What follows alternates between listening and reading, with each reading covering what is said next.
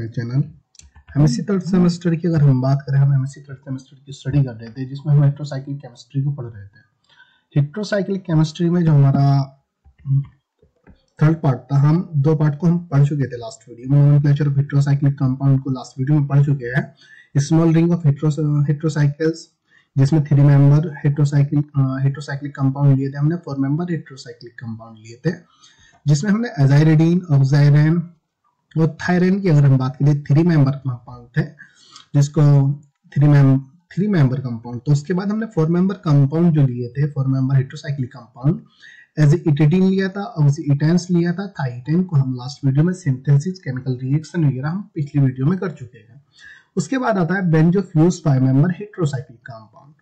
अब बेंजोफ्यूज 5 member heterocyclic compound क्या होता है, हम इसकी सबसे पहले इसका इंट्रोडक्शन करेंगे, फिर उसके बाद उसकी सिंथेसिस करेंगे कि जो बेंजोफ्यूज 5 मेंबर हेट्रोसाइक्लिक कंपाउंड को किस तरीके से प्रिपेयर किया जाता है, जिसमें एप्लीकेशन, इसमें 3 एग्जांपल है। एक तो बेंजोपायरोल है, बेंजोपायरोल के बाद बेंजोफ्यूरेन है, अब बेंजोफ्यूरेन के बाद आता है बेंजोथायोफिन। बेंजोथायोफिन की स्टडी करेंगे, बेंजोपायरोल को। बेंजोपायरोल का मतलब है कि बेंजीन रिंग पायरोल ग्रुप के साथ कॉन्जुगेटेड है जिसको बेंजोपायरोल कहते हैं। बेंजोफ्यूरेन की बात करें, जो फ्यूरेन होता है 5 मेंबर रिंग बेंजीन के साथ अटैच होता है जिसको बेंजोफ्यूरेन कहते हैं। बेंजोथायोफिन की अगर हम बात करें, जो बेंजीन रिंग होती है तो वो थायोफिन के साथ, जो 5 मेंबर रिंग थायोफिन होती है उसके साथ अटैच होती है जिसको बेंजोथायोफिन कहते हैं। इन तीनों का हम सिंथेसिस करेंगे और केमिकल रिएक्शन करेंगे। मेडिकल एप्लीकेशन का मतलब है कि जो मेडिकल में इनका यूज क्या क्या है, कि मेडिकल फील्ड में अगर इनके यूज की बात करें, इनका यूज क्या है। तो चलते हैं हम इंट्रोडक्शन पे सबसे पहले कि बेंजोफ्यूज 5 मेंबर हेट्रोसाइक्लिक कंपाउंड क्या होता है।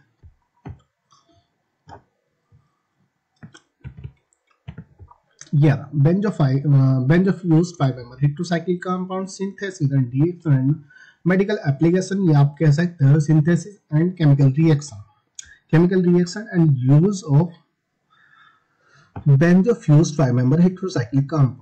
अब देखिए, जो बेंजोफ्यूज 5 मेंबर हेट्रोसाइक्लिक कंपाउंड होते हैं, मगर कॉमनली बात करें, देखो जो पायरोल होता है, फ्यूरोन होता है, थायोफिन होता है, ये बेंजीन रिंग के साथ जब अटैच करते हैं, जब पायरोल बेंजीन रिंग के साथ अटैच करेगा तो पायरोल का फॉर्मेशन होता है। वहीं अगर फ्यूरोन की बात करें, जो फ्यूरोन बेंजीन के साथ अटैच होती है जिसको बेंजोफ्यूरोन कहा जाता है। पायरोल को इंडोल भी कहते हैं। वहीं फ्यूरोन की अगर हम बात करें, फ्यूरोन होता है, फ्यूरोन को कोमेरोन भी कहते हैं। कोमेरोन होता है। फिर थायोफिन जब बेंजीन रिंग के साथ अटैच होता है तो इसको बेंजोथायोफिन कहते हैं, बेंजोफ्यूरोन कहते हैं, बेंजोपायरोल कहते हैं। पायरोल को इंडोल भी कहते हैं और इसको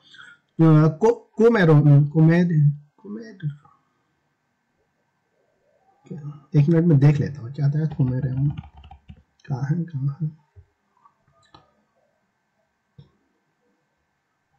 कोमेरोन, हाँ कोमेरोनी कहते हैं। थायोनैप्थेलिन, बेंजोथायोफिन की अगर हम बात करें, बेंजोथायोफिन और उसको थायोनैप्थेलिन भी कहते हैं। ये रहा। और इंट्रोडक्शन की अगर हम बात करें, there are 5 member heterocyclic compound. 5 member heterocyclic compound तो ये रहे। जब 5 मेंबर रिंग को 6 मेंबर रिंग से अटैच किया जाता है तो 5 मेंबर हेट्रोसाइक्लिक कंपाउंड का फॉर्मेशन होता है। बेंजोफ्यूज 5 मेंबर हेट्रोसाइक्लिक कंपाउंड का फॉर्मेशन होता है। बेंजोफ्यूज की अगर हम बात करें, बेंजीन हुआ, यहाँ पे 5 मेंबर रिंग हुई, दोनों जब फ्यूज हो जाती है तो यहाँ पे अगर थायोफिन बेंजीन के साथ अटैच होती है तो बेंजोथायोफिन बनता है। फ्यूरोन अगर बेंजीन के साथ अटैच होता है तो बेंजोफ्यूरोन बनता है जिसको कुमेरोन भी कहते हैं। वहीं अगर पायरोल की बात करें, बेंजीन रिंग होती है, यहाँ पे नाइट्रोजन जो अटैच होता है इसको पायरोल कहा जाता है। पायरोल बेंजीन के साथ अटैच होता है तो इसको बेंजोपायरोल भी कहते हैं या इंडोल भी कहते हैं। इसका नाम क्या होता है? इंडोल, कॉमन नेम इंडोल भी होता है, वैसे इसको बेंजोपायरोल भी कहते हैं। अब इसका हमें सिंथेसिस करना है, केमिकल रिएक्शन वगैरह करनी है। तो सबसे पहले हम आ जाते हैं सिंथेसिस ऑफ बेंजोपायरोल। सबसे पहले हम सिंथेसिस ऑफ बेंजोपायरोल करेंगे, फिर यहाँ पे इसकी प्रिपरेशन दिखा दिया, फर्स्ट मेथड दिखाया, यहाँ पे इसका सेकंड मेथड दिखा दिया, यहाँ पे इसकी मैकेनिज्म दिखा दी, यहाँ पे तीसरा मेथड दिया है रिजल्ट सिंथेसिस, रिजल्ट मेथड द्वारा इसको प्रिपेयर किया जाता है। तो उसके बाद हम बात करेंगे इसकी क्यों फिशर मेथड द्वारा भी बेंजोपायरोल का फॉर्मेशन किया जाता है, या आप कह सकते हैं इंडोल का फॉर्मेशन किया जाता है। उसकी केमिकल रिएक्शन हम इस वीडियो में इसकी स्टडी करेंगे। ओके, केमिकल रिएक्शन की स्टडी करेंगे और इसके एप्लीकेशंस भी करेंगे। ये मेडिकल एप्लीकेशन, ये यूजेस कह सकते हैं कि इसका मेडिकल में यूज क्या क्या होता है। तो सबसे पहले हम आ जाते हैं सिंथेसिस ऑफ बेंजोपायरोल। इंट्रोडक्शन की अगर बात करें, benzopyrrole is also known as indole. जो बेंजोपायरोल होता है इसको इंडोल के नाम से भी जाना जाता है। अगर फॉर्मूला की बात करें C8H7N होता है। इट्स एरोमेटिक हेटेरोसाइक्लिक कंपाउंड होता है। इट्स फाउंड इन कोल तार, ये कोल तार होता है ऑयल में पाया जाता है। Found in plant hormone. देखिए जो ऑक्सीजन हार्मोन होता है प्लांट में, ऑक्सीजन हार्मोन में भी जो बेंजोपायरोल होता है, बेंजोपायरोल पाया जाता है। सिंथेसिस अगर नहीं उसके प्रिपरेशन की बात करें, प्रिपरेशन ऑफ पायरोल या आपके बेंजोपायरोल या आप कह सकते हो प्रिपरेशन ऑफ इंडोल। इंडोल को जो सिंथेसाइज किया जाता है सबसे पहले हम फ्रॉम इंडोलाइन के द्वारा उसको प्रिपेयर कर लिया जाता है। इंडोलाइन में आपको कुछ नहीं करना है। जो बेंजोफ्यूरोन होता है ना, फ्यूरोन में आप जानते हो डबल बॉन्ड होता है, लेकिन जब वेटेज होता है तो यहाँ पे एक सिंगल बॉन्ड आता है इस तरीके से। लेकिन जो इंडोलाइन होता है, इंडोलाइन पे डबल बॉन्ड नहीं होता। जब डबल बॉन्ड नहीं होता तो ऑब्वियसली मान लीजिए अगर इसमें डबल बॉन्ड नहीं है तो यहाँ पे 2 हाइड्रोजन प्रेजेंट होती है। अगर डबल बॉन्ड नहीं होता, ये देखिए अगर डबल बॉन्ड है तो सिर्फ एक हाइड्रोजन प्रेजेंट होती है। तो जस्ट इनका क्या किया जाता है, डिहाइड्रोजिनेशन। जो इंडोलाइन होता है, इंडोलीन होता है, इंडोलाइन का डिहाइड्रोजिनेशन करा लिया जाता है। यहाँ से एक हाइड्रोजन रिमूव कर लिया जाता है, यहाँ से हाइड्रोजन रिमूव कर लिया जाता है। रिमूव करता है, जैसे ही हाइड्रोजन यहाँ से रिमूव करता है तो ये बॉन्ड इस जगह शिफ्ट हो जाता है, जिसकी वजह से यहाँ डबल बॉन्ड बना लेता है। तो हाइड्रोजन एटम यहाँ से रिमूव हो जाएंगे, जिसकी वजह से हमें क्या मिलता है, पायरोल देखने को मिलता है। पायरोल मिलता है या आप कह सकते हैं इंडोल का फॉर्मेशन होता है। जो रिएक्शन होती है जिंक एसिडिक मीडियम में होती है। वहीं उसके बाद दूसरा मेथड आता है जो बेंजोपायरोल को प्रिपेयर करने का मेथड आता है, या आप कह सकते हैं पायरोल या इंडोल। बेंजोपायरोल या इंडोल को जो प्रिपेयर करने का मेथड आता है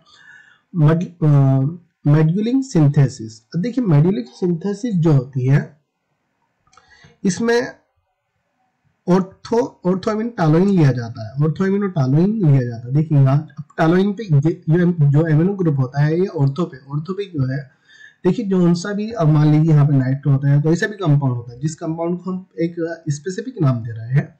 जैसे टालोइन है, यहाँ पे एल्किल ग्रुप यहाँ पर है, तो यहीं से इसे तो आप फर्स्ट पोजीशन मानोगे। तो इसके बाद ऑर्थो होगा, ये मेटा होगा, ये पैरा होगा। यहीं से अगर बात करें, इसको ऑर्थो मानेंगे, इसको मेटा मानेंगे, इसको पैरा मानेंगे। तो ये CH3 ग्रुप यहाँ पर होता तो इसी को फर्स्ट मानते ना। तो उसके बाद ऑर्थो ये आता, मेटा ये आता, पैरा ये आता। तो ऑर्थोएमिनो टालोइन की रिएक्शन। अब देखिए जो मेड्यूलिंग सिंथेसिस होता है जिसके द्वारा इंडोल को प्रिपेयर किया जाता है, इसकी reaction HCOCl, formal chloride, HCOOH होता ना, HCOOCl है ये, HCOOCl जो फॉर्मिक एसिड होता है, HCOOH होता है। अगर हाइड्रोजन को रिमूव करके उस वहां क्लोरीन लगा दिया जाता है, सिर्फ HCOOCl। फॉर्मिल क्लोराइड जब हाई टेम्परेचर के साथ रिएक्ट करता है, फिर दूसरे स्टेप्स में टर्सरी ब्यूटिल हाइड्रोक्साइड के साथ रिएक्ट करता है जो एसिडिक मीडियम में कराया जाता है। फिर उसके बाद ये थर्ड जो रिएक्शन होती है एसिडिक मीडियम में होती है, जिसकी वजह से इंडोल या पायरोल का फॉर्मेशन हो जाता है। तो बायोमोड्यूलिंग सिंथेसिस की अगर हम बात करें, ऑर्थोएमिनो टालोइन द्वारा इंडोल या बेंजोपायरोल को सिंथेसिस किया जाता है। अब बेंजोपायरोल को सिंथेसिस करने के लिए formal chloride HCOOCl, formal chloride first step में हाई टेम्परेचर पे रिएक्शन कराई जाएगी। फिर उसके बाद टर्सरी ब्यूटिल हाइड्रोक्साइड के साथ एसिडिक मीडियम में कराई जाएगी। फिर उसके बाद फिर एसिडिक मीडियम में फिर रिएक्ट कराया जाएगा थर्ड स्टेप में। थर्ड स्टेप के बाद हमें इंडोल मिल जाता है या बेंजोपायरोल मिल जाता है। अब देखिए मैकेनिज्म में देख लेते हैं हम इसको किस तरीके से बनाया गया। रिएक्शन आप डायरेक्ट इस तरीके से लिख दीजिए बाद में उसके बाद मैकेनिज्म कर लीजिए। अगर चाहते हो कि आपको पहले ही सब सारी चीजें स्टेप बाय स्टेप दिखानी है तो वो भी दिखा दीजिए, मैं दिखाता हूँ आगे। यही मैकेनिज्म बात करें, ये CH3 था, उनका इस तरीके से कुछ बॉन्ड हमने H को इस तरीके से लगा दिया, एक हाइड्रोजन ऊपर, एक इस कार्बन से इधर की साइड में बॉन्डेड कर दिया, इस नीचे की साइड में बॉन्डेड कर दिया। इस तरीके से हमने NH2 को कुछ इस तरीके से लगा लिया। अब फर्स्ट स्टेप में हमें किससे HCOCl फॉर्मिल क्लोराइड के साथ रिएक्ट करानी होती है। HCOCl फॉर्मिल क्लोराइड, HCOH जो एसिड होता है HCOH होता है,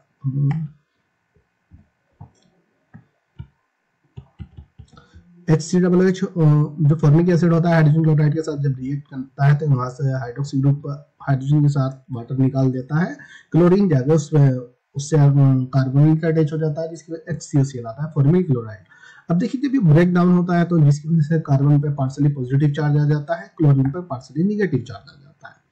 अब फॉर्मिल क्लोराइड इसके साथ जैसे रिएक्शन कराता है, यहाँ से हाइड्रोजन बॉन्ड को ब्रेक करता है। हाइड्रोजन बॉन्ड जो होता है नाइट्रोजन पे नेगेटिविटी चार्ज लाता है, नाइट्रोजन पे क्या लाता है नेगेटिविटी चार्ज लाता है, जिसकी वजह से हाइड्रोजन यहाँ से रिमूव हो जाती है। अब जब नेगेटिविटी चार्ज होता है तो यहाँ पे पॉजिटिव चार्ज आके अटैक कर लेता है। अब ये पॉजिटिव चार्ज जो होता है यहाँ पे आगे जैसे अटैक करता है तो स्ट्रक्चर हमारा कुछ इस तरीके से बन जाता है।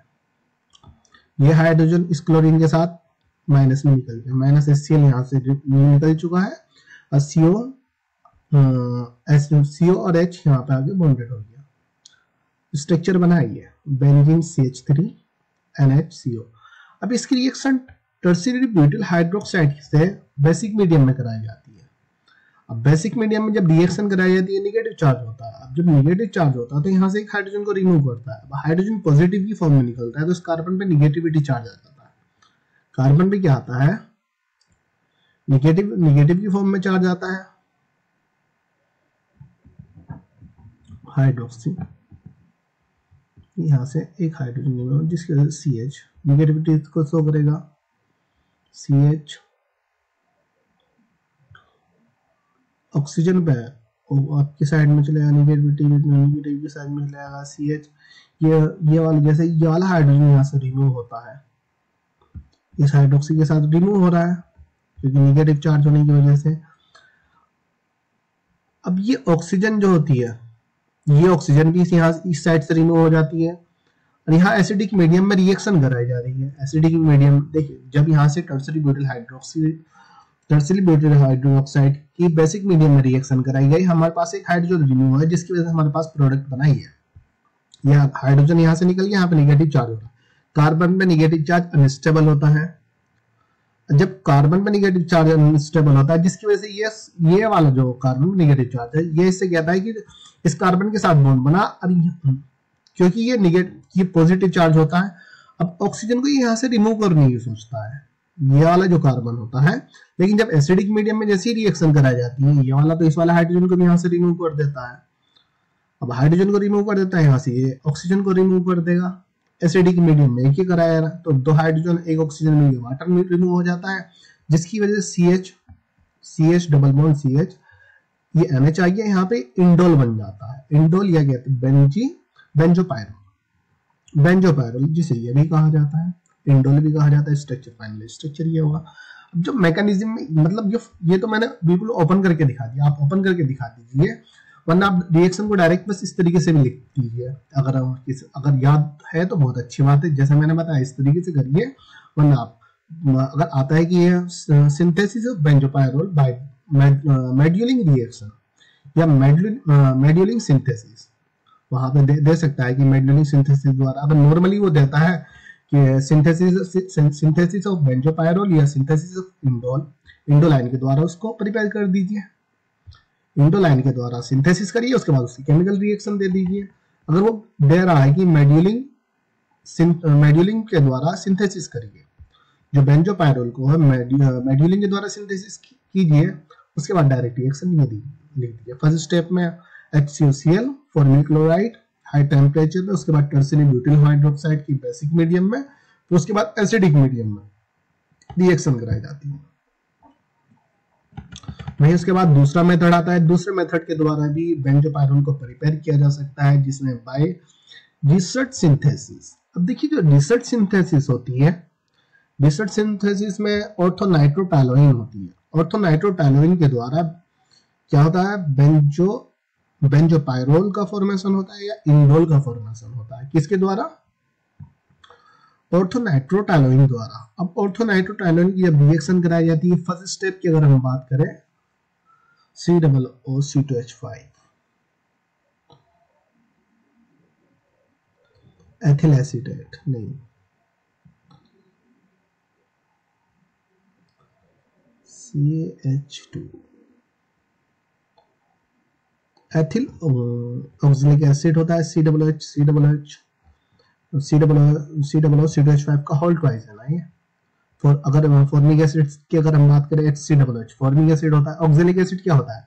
COOH का होल ट्वाइस। COOH का होल ट्वाइस क्या होता है? ऑक्सैलिक एसिड होता है। जब ऑक्सैलिक एसिड की रिएक्शन एथिल अल्कोहल के साथ कराई जाती है तो वाटर रिमूव होके एथिल ऑक्सलेट बनाता है। क्या बनाता है? डाइएथिल ऑक्सलेट बनाता है। ये यहाँ पे H लगाइए यहाँ पे, तो क्या होगा? ऑक्सैलिक एसिड हो जाएगा। यही COOH का होल ट्वाइस होता है। तो अल्कोहल के साथ जब रिएक्ट कराने पर वाटर रिमूव हो जाता है जहाँ पे हमें एथिल ऑक्सलेट मिलता है, आप कह सकते हो डाइएथिल ऑक्सलेट मिलता है। डाइएथिल एथिल के दो कंपाउंड, दो ग्रुप जाकर हाइड्रोजन को रिमूव करके हाइड्रोजन की पोजीशन पे जाकर अटैच हो जाते हैं। फर्स्ट स्टेप में तो एथिल ऑक्सलेट के साथ रिएक्शन कराई जाती है। सेकंड स्टेप पे उसको हीट किया जाता है वाटर के साथ एसिडिक मीडियम में।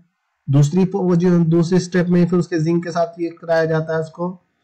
थर्ड स्टेप में फाइनली हमें पायरोल मिल जाता है by result synthesis. Result synthesis की वही बात करिए कि जो बेंजोपायरोल होता है उसको रिजल्ट सिंथेसिस द्वारा प्रिपेयर किया जाता है।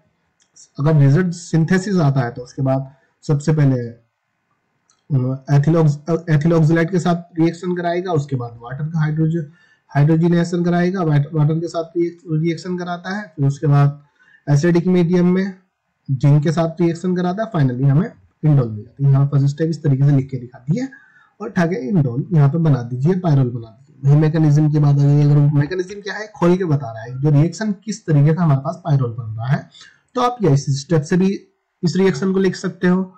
देखिए लिखिए इसी तरीके से जो मैकेनिज्म के थ्रू मैंने दिखा रखा ना, जो पायरोल का फॉर्मेशन है इसी तरीके से लिखिए। लेकिन अगर किसी से ये याद नहीं रहा तो ये भी लिख दीजिए, ये लिख दीजिए। फिर इतना ये कंपलसरी याद कर लीजिए पहले, फिर उसके बाद ठाके इसको ओपन करके दिखा दीजिए यहाँ पे, या डायरेक्ट ओपन ही करके दिखा दीजिए। ऑर्थोनाइट्रोटैलोइन की अगर हम बात करें, सबसे पहले ऑक्सलेट एथिल ऑक्सलेट के साथ रिएक्शन कराई जाती है। अब एथिल ऑक्सलेट के साथ कैसे रिएक्शन कराओगे आप? यहाँ से एक इथॉक्सी ग्रुप और एक हाइड्रोजन ग्रुप यहाँ से रिमूव हो जाएगा। जब हाइड्रोजन ग्रुप एक रिमूव होएगा, एक इथॉक्सी ग्रुप यहाँ से रिमूव हो जाएगा। नाइट्रोजन तो तुम्हारा ऐसे ही रहता है जैसा है ना, अभी नाइट्रोजन ग्रुप को हम कुछ छेड़छाड़ नहीं करते। यहाँ से एक इथॉक्सी ग्रुप निकालिए, यहाँ से एक हाइड्रोजन, तो अल्कोहल आपका रिमूव हो गया। अब तुम्हारे पास बचा COC2H5, तो यहाँ पे इसको उठा के अटैच कर दीजिए, बॉन्डेड हो जाएगा यहाँ पर ये COC2H5। तो हमारे पास कंपाउंड बनता है ये। नाइट्रोजन हमारे पास एसिडिटीज रहती है नाइट्रो ग्रुप। फिर उसके बाद जब हाइड्रोलाइसिस करते हैं, हाइड्रोलाइसिस जैसे कराया जाता है, C2H5OH एक हाइड्रोक्सी ग्रुप तुम्हारा यहाँ पर आता है। यहाँ एसिड ग्रुप आ जाएगा, CH2 एसिडिटीज रहेगा, CH हाइड्रोजन, एक यहाँ पे हाइड्रोजन आ जाएगी। हाइड्रोजन अगर तुम्हारी यहाँ पर आती है तो CHOH यहाँ आ जाएगा, COH, ठीक है, ओके। CHOH यहाँ पर आ गया, CHOH तो दोबारा यहाँ पर आ गया, COOH। एक ऑक्सीजन नीचे आ गई है, हाइड्रोक्सी ग्रुप इथॉक्सी के साथ है। देखिए अब जब ये रिएक्शन जब वाटर के साथ वाटर जो ब्रेक होता है तो हमारा H पॉजिटिव H नेगेटिव में ब्रेक हो जाता है। जो हाइड्रोजन होता है, ये हाइड्रोजन इस वाली इथॉक्सी ग्रुप को रिमूव कर लेगा। रिमूव किस फॉर्म में करेगा? अल्कोहल फॉर्म में करेगा इथॉक्सी ग्रुप। अब यहाँ पे तुम्हारे पास दो कीटो ग्रुप बचे हैं, दो कीटो ग्रुप तुम्हारे पास बच रहे हैं। अब जो वाटर जो होता है, ये वाटर, अब दो ग्रुप तुम्हारे पास जैसे बच रहे होते हैं। जो COH ग्रुप होता है इस वाले इस ऑक्सीजन से आगे, ओ सॉरी, इस कार्बन जैसे नेगेटिव चार्ज में OH, positive charge, negative charge, तो ये हाइड्रोक्सी ग्रुप इस ऑक्सीजन से आगे अटैच हो जाता है। यहाँ पे COOH यहाँ पर बन जाता है। COOH तुम्हारा यहाँ पर बन गया COOH। ये वाला कार्बन ये यहाँ पर आया, जिसके कार्बन ने नीचे 2 बॉन्ड यहाँ पर बनाए। जब कार्बन ने 2 बॉन्ड ये बनाए, एक बॉन्ड यहाँ पर बना लिया COOH। ये हाइड्रोजन नहीं आएगा यहाँ पे, ये हाइड्रोजन यहाँ से हटा लीजिए।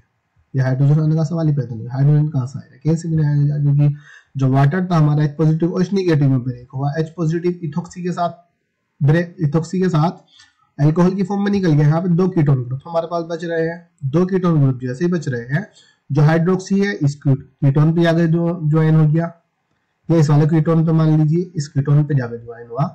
ये वाला कार्बन इस कार्बन से अटैच है। यहाँ पे COOH आया, इस कार्बन से COOH आ गया।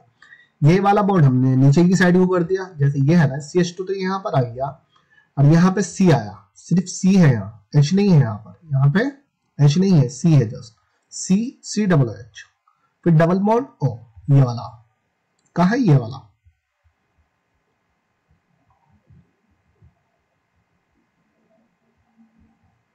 तो फाइनली प्रोडक्ट हमारा ये बनना है। फिर उसके बाद जैसे ही हम यहाँ पे जिंक की प्रेजेंस में हाइड्रोजनेशन करा रहा है, अब जिंक के साथ ये जिंक के साथ हो रहा है ना, अब जिंक की प्रेजेंस में से हाइड्रोजनेशन कराते हैं, तो ये वाला CH2 तो थोड़ा नीचे आ जाता है, ये CH और नीचे आ जाएगा। यहाँ से वाटर रिमूव हो जाएगा। जैसे वाटर रिमूव होगा, यहाँ से ऑक्सीजन की साइड दोनों ऑक्सीजन रिमूव कर ली जाएगी, यहाँ से ऑक्सीजन भी रिमूव हो जाएगी। अब यहाँ पे 3H2 वाटर निकल जाता है, जिसकी वजह से एक हाइड्रोजन पे, नाइट्रोजन पे एक हाइड्रोजन अटैच हो जाता है। फाइनली प्रोडक्ट हमारा ये बनता है CH2CH अभी हमारे पास पायरोल नहीं बन रहा। जब पायरोल जैसे कार्बन डाइऑक्साइड को यहाँ से रिमूव किया जाता है, हीट किया जाता है, तो यहाँ पे भी CH2, यहाँ पे भी CH2 हो जाता है। जब दोनों हाइड्रोजन ये बाहर निकल जाते हैं, आगे हमारे पास पायरोल इंडोल बन जाता है। पायरोल ये बना।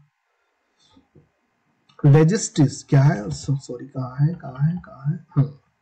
रिसेट सिंथेसिस की अगर हम बात करें, जो पायरोल या पायरोल का बेंजो पायरोल का फॉर्मेशन होना है, या आप कह सकते हो किस चीज का फॉर्मेशन, इंडोल का फॉर्मेशन किया जाना। फर्स्ट स्टेप में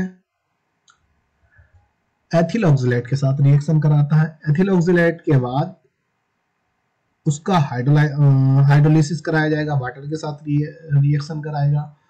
जब वाटर के बाद आपके पास एक और प्रोडक्ट बनेगा, वाटर के बाद आगे हाइड्रोजनेशन कराया जाएगा, रिडक्शन करा, मतलब एसिड की जिंक की प्रेजेंस में एसिडिक मीडियम में फिर रिएक्शन कराएगा, जो जिंक की प्रेजेंस में कराएगा एसिडिक मीडियम में, जिंक के साथ रिएक्शन कराने पे हमारे पास ये कंपाउंड बनता है। फिर उसके बाद कार्बन डाइऑक्साइड को रिमूव कर लिया जाएगा हीट करने के बाद, इंडोल तथा पायरोल का फॉर्मेशन हो जाएगा।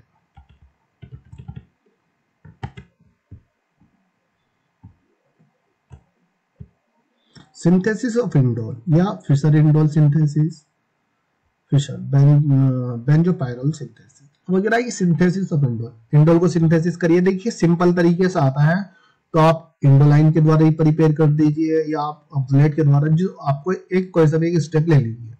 अगर बस उसमें नाम से देता है वो कि फिशर इंडोल सिंथेसिस, फिशर के द्वारा इंडोल को सिंथेसिस कीजिए, या बेंजो पायरोल को फिशर के द्वारा सिंथेसिस कीजिए, तो उसके बाद आपको पर्टिकुलर रिएक्शन वही लिखनी पड़ेगी। तो फर्स्ट स्टेप की अगर वही बात करता हूँ, यहाँ पर NH.NH2, यहाँ पर उसने दिया फिनाइल हाइड्रोजन। अब फिनाइल हाइड्रोजन कैसे हुआ है, देखिए हाइड्रोजन का फॉर्मूला क्या होता है, NH2NH2। अब जब इस हाइड्रोजन को रिमूव करके यहाँ से कोई भी बेंजीन की रिंग को जोड़ दिया गया, तो हमारे जो पास जो कंपाउंड बना, फिनाइल हाइड्रोजन बना, बेंजीन हाइड्रोजन बना। बेंजो हाइड्रोजन कह सकते हैं, आप फिनाइल हाइड्रोजन कह सकते हैं। बेंजो हाइड्रोजन या फिनाइल हाइड्रोजन यहाँ पे हमारा कंपाउंड बना। अब फिनाइल हाइड्रोजन की रिएक्शन आपको करानी है एसिटोएथेन के साथ। यहाँ पे CO एसिटो ग्रुप हुई है, यहाँ पे एथिल ग्रुप, एसिटोएथेन कह सकते हैं, या ब्यूटानॉन कह सकते हैं आप, ब्यूटानॉन। 1 2 3 4 कार्बन है, तो ब्यूटानॉन ऑक्सीजन होगी, ब्यूटानॉन। जब फिनाइल हाइड्रोजन की रिएक्शन या बेंजीन हाइड्रोजन की रिएक्शन ब्यूटानॉन के साथ कराई जाती है, ब्यूटानॉन के साथ जब रिएक्शन कराओगे आप, इसी चीज को आप थोड़ा इस तरीके से भी लिख सकते हैं साइक्लिक फॉर्म में। यहाँ पे CH3 आ गया, CH2 आ गया, CO आ गया, यहाँ पे CH3 आ गया। अब ये वाला CH3 आ गए इस हाइड्रोजन के साथ, ये हाइड्रोजन यहाँ से रिमूव, एक हाइड्रोजन यहाँ से, तो यहाँ पे CH2 हट जाएगा, अटैच हो जाता है। ये तो आप थोड़ा 6 मेम्ब्रेन की फॉर्म में भी ये बन सकता है CH2CO। फिर उसके बाद यहाँ पे क्या हुआ, यहाँ पे भी CH2 आया। फिर उसके बाद इसका जब एसिडिक मीडियम में फिर रिएक्शन कराई जाती है, जहाँ से कार्बन डाइऑक्साइड भी रहा, कार्बन डाइऑक्साइड पूरा ऊपर निकल जाता है, यहाँ पे CH बन जाता है, यहाँ पर भी CH होता है। अब आगे नाइट्रोजन के यहाँ से अमोनिया भी निकल जाएगा, अल्कोहल भी निकलता है, तो फाइनली हमारा इंडोल मिल जाता है, इंडोल पायरोल। सबसे पहले हमें क्या मिलता है, ये मिलता है डायल्किल पायरोल। अब देखिए अब ये रिएक्शन कैसे हो रही है, अगर मैकेनिज्म की अगर बात करूं, ब्यूटानॉन की रिएक्शन जो यहाँ से हाइड्रोजन रिमूव है, यहाँ से हाइड्रोजन रिमूव, तो ये बॉन्डेड हो गया, यहाँ CH2 ये वाला जो CH2 है इससे उठा के बॉन्डेड हुआ, ये CO एज इट इज यहाँ पर रहा। अब C एज इट इज रहा, C से एल्किल ग्रुप अटैच है, इसी C से एल्किल ग्रुप भी तो अटैच है। अब जैसे ऑक्सीजन पे नेगेटिव की फॉर्म में जाएगा, यहाँ पे हाइड्रोक्सी की फॉर्म में आ जाएगा हाइड्रोक्सी। अब जो एमिन ग्रुप है यहाँ से जब यहाँ पे एसिडिक मीडियम में रिएक्शन कराई जा रही है, जब हाइड्रोजन के साथ जैसे रिएक्शन करता है तो यहाँ से वाटर रिमूव होता है, ऑक्सीजन उसके साथ चली जाएगी, इतनी है। यहाँ से NH2 NH3 निकल जाती है, तो एल्किल ग्रुप तो एज इट इज रहते हैं, तो पायरोल तथा इंडोल का फॉर्मेशन हो जाता है। केमिकल रिएक्शन की बात करें हम कि केमिकल रिएक्शन जाते, केमिकल रिएक्शन बहुत इजी है, इंडोल तथा पायरोल की, बेंजोपायरोल की रिएक्शन बहुत इजी है। ये बेंजोपायरोल का स्ट्रक्चर है, बेंजोपायरोल, या आप कह सकते हैं इंडोल नाइट्रेशन कराई।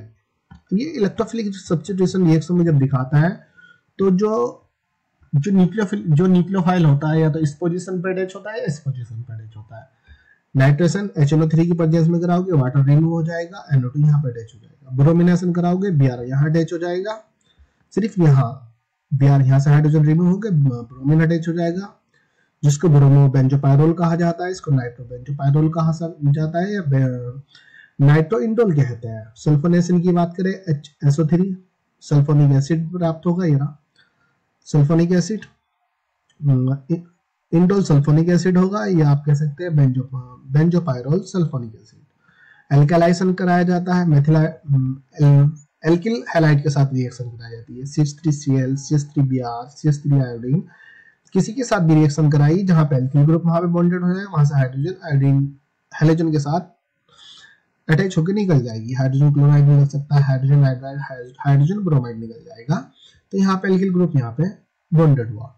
वहीं उसके बात करते हैं कि रिमन-टिमन रिएक्शन की अगर हम बात करें, रिमन-टिमन रिएक्शन क्या होती है कि जो अगर वो कहता है कि बेंजोपायरोल की रिमन-टिमन रिएक्शन दिखाइए, कि केमिकल रिएक्शन रिमन-टाइमन रिएक्शन की सिंथेसिस लीजिए और केमिकल रिएक्शन को रिमन-टाइमन रिएक्शन दिखाइए या एल्काइलेशन दिखाइए, तो जब एल्काइलेशन रिएक्शन को हमें देनी पड़ेगी। हैलोजनेशन की बात करें तो हैलोजनेशन रिएक्शन देनी पड़ेगी, लेकिन वो कहता है कि फ्रीडल-क्राफ्ट रिएक्शन दिखाइए।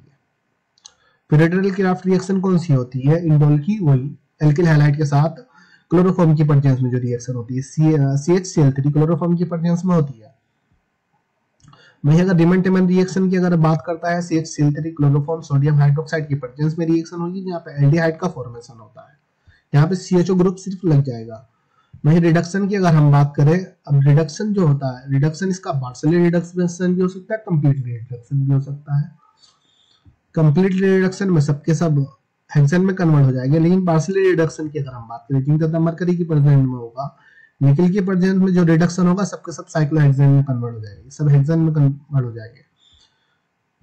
तो जिंक की प्रेजेंस में जो रिडक्शन होता है, सिर्फ यहाँ से जो डबल बॉन्ड होता है वो रिमूव हो गए, यहाँ पे CH2 यहाँ बॉन्ड, CH2 एक हाइड्रोजन दोनों कार्बन पे अटैच हो जाती है। रिमन-टाइमन रिएक्शन में क्या होता है, क्लोरोफॉर्म CHCl3 सोडियम हाइड्रोक्साइड की प्रेजेंस में एल्डिहाइड का फॉर्मेशन करता है। ये केमिकल रिएक्शन हो गई। वही मेडिकल एप्लीकेशंस की बात करें, इसके यूजेस की बात करें, डेरिवेटिव होते हैं जिसका यूज इंडोल का यूज या इसके डेरिवेटिव, जो इसके डेरिवेटिव होते हैं, ये ब्रोमो क्लोरो, जो हमें जितनी भी केमिकल रिएक्शन दिखाई क्या है, सब डेरिवेटिव तो है, इंडोल का डेरिवेटिव है। जिसके डेरिवेटिव होते हैं, इनका यूज अस्थमा डिजीज के लिए किया जाता है, कैंसर डिजीज के लिए, इन्फेक्शन के लिए, वोमिटिंग, ये मेडिकल एप्लीकेशंस वगैरह होती है, इनके एप्लीकेशन यूजेस और ज्यादा लिख लीजिए आप थोड़ा सा। सिंथेसिस ऑफ बेंजोफ्यूरॉन, बेंजोफ्यूरॉन क्या होता है इसको हम नेक्स्ट वीडियो में पढ़ते हैं कि इसको किस तरीके से सिंथेसाइज किया जाता है, केमिकल रिएक्शन वगैरह नेक्स्ट वीडियो में। Thank you.